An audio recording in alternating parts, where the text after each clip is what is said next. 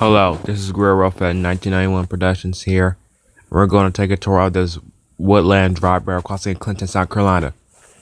This crossing has an original gate and the old lights and a CSX stamp. This crossing has a general signals type 1 ebell and a stop sign and a dead end. Dual trucks are provided and the speed limit 35 sign.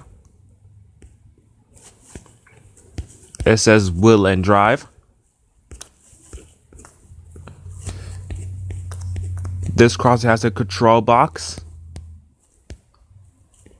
This crossing has an X logo. Thanks for watching. Please comment below.